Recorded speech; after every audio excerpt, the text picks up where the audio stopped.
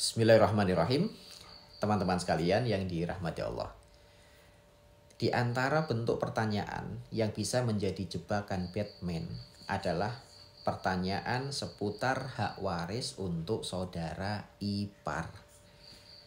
Karena kalau pertanyaan itu dijawab secara spontan, maka bisa dipastikan jawabannya pasti berbunyi saudara ipar bukan ahli waris. Saudara ipar tidak punya hak mendapatkan waris. Itu kalau kita menjawabnya secara spontan. Makanya saya sebut tadi bahwa pertanyaan tentang hak waris kepada saudara ipar adalah pertanyaan yang bisa menjadi jebakan Batman. Maka siapapun yang bertanya dan menjawab mesti harus sama-sama menelusuri pertanyaan tersebut secara detail, lengkap, dan struktur. Gitu. Kenapa demikian? Karena banyak orang yang salah bertanya terkait masalah hak waris ipar. Padahal yang dimaksud sebenarnya bukan hak waris iparnya, tapi hak waris saudara kandungnya. Gitu. Saya ada satu kasus nih. Ada seorang meninggal dunia tahun 2000. Taruhlah misalkan suami istri atau bapak dan ibu. Ketika meninggal dunia si bapak ini tahun 2000, istrinya masih hidup. Kemudian beliau memiliki 6 orang anak kandung. Nah, 6 orang anak kandung ini, anak pertama, anak kedua laki-laki. Dia sudah punya istri dan ini juga sudah punya istri dan anak. Gitu. Tahun 2000, bapak meninggal dunia, ke-6 anaknya ini masih hidup semua. Gitu.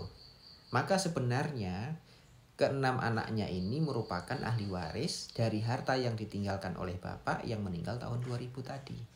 Namun faktanya sampai tahun 2024 ini harta waris baru akan dibincangkan untuk dibagi. Gitu. Saya ulangi, tahun 2000 bapak meninggal dunia, baru tahun 2024 ini harta waris baru akan dibincangkan untuk dibagi. Muncullah pertanyaan kepada saya, gitu. Nah, fakta yang kedua, tahun 2021 anak ini meninggal dunia. Nah, anak pertama taruhlah ya. Kemudian tahun 2022 anak yang kedua meninggal dunia, gitu. Tahun 2024 ini baru akan dibahas pembagian waris dari harta bapak yang ditinggalkan tahun 2000. Berarti sudah ada 24 tahun lamanya. Gitu. Kemudian 4 orang anak yang masih hidup ini nanya ke saya, Ustadz, apakah saudara ipar saya, maksudnya istri-istri dari kakak kandung kami ini mendapatkan hak waris dari harta bapak saya atau tidak? Gitu. Nah, teman-teman sekalian, kalau pertanyaan tadi itu dijawab spontan tanpa menelusuri timelinenya, tanpa menelusuri jejak kematian-kematian tadi itu, maka jawaban spontannya pasti bunyinya saudara ipar atau anak mantu dari bapak Anda bukan ahli waris. Itu pasti keluarnya seperti itu. Makanya untuk pertanyaan semacam itu, si penanya maupun penjawab harus benar-benar jeli, menelusuri satu persatu peristiwa kematian tadi sehingga tidak terjadinya kesalahan dalam menjawab. Karena kesalahan dalam bertanya akan berpotensi besar menjadikan jawaban juga salah, gitu. Nah, ketika saya telusuri lagi, ternyata sebenarnya yang dimaksud itu bukan saudara ipar, tapi yang dimaksud adalah anak kandung ini yang meninggal dunia tahun 2021 dan anak kedua yang meninggal tahun 2022 sebelum pembagian waris dilakukan. Karena pembagian warisnya baru akan dilaksanakan tahun 2024 ini, gitu. Coba bayangkan. Nah, teman-teman semuanya, ketika bertanya itu mestinya dimulai dari siapa yang meninggal dunia, di tahun berapa dia meninggal. Maka ketika itu sudah kita pastikan, oh meninggalnya bapak tahun 2000 pas. Ketika bapak meninggal tahun 2000, ke-6 anaknya ini masih hidup semua. Berarti ke-6-6-nya ini adalah ahli waris. Nah, ketika tahun 2024 sekarang ini baru mau dibahas, maka asumsikan semua ke-6 anak ini masih hidup semua. Walaupun faktanya ini sudah meninggal. Kenapa kita asumsikan dia masih hidup? Kita asumsikan dia masih hidup karena peristiwa yang akan kita bahas adalah kematian bapak yang di tahun 2000. Gitu. Tahun 2000 bapak meninggal, ke-6 anak ini masih hidup. Walaupun pembagian warisnya baru akan dilaksanakan tahun 2024, maka asumsinya ke-6 anak ini adalah anak yang semuanya masih dalam kondisi hidup.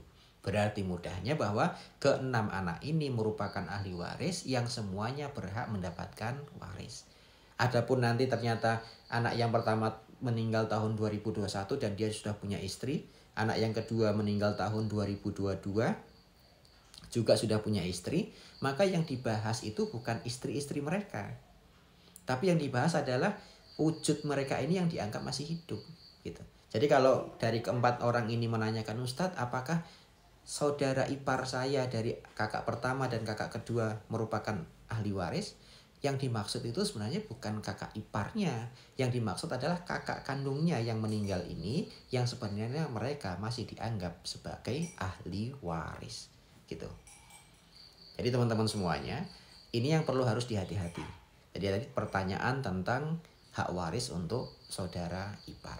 Jadi mudahnya bahwa kalau yang meninggal bapak tadi tahun 2000, ibu masih hidup sampai sekarang, anak pertama meninggal tahun 2021, anak kedua meninggal tahun 2022, dan keempat anak ini masih hidup, ya berarti keenam orang anak ini dan si ibu merupakan ahli waris yang sah. Nah nanti diurutkan lagi, oh berarti nanti harta waris yang harusnya diberikan kepada anak pertama tadi dikip dulu sebagai hak warisnya dia. Nah nanti ketika dia meninggal tahun 2021 baru diurutkan timeline kedua. Oh dia meninggal 2021. Saat dia meninggal dia sudah punya anak, dia sudah punya istri. Ya berarti harta waris yang dia terima dari bapaknya akan dijadikan harta waris untuk istri dan anaknya gitu. Begitu pula dengan yang kedua, oh dia meninggal tahun 2022. Dia sudah punya hak waris nih dari bapaknya yang meninggal tahun 2000. Nah, tahun 2022 dia meninggal, dia masih punya istri, berarti istrinya juga merupakan ahli waris. Gitu.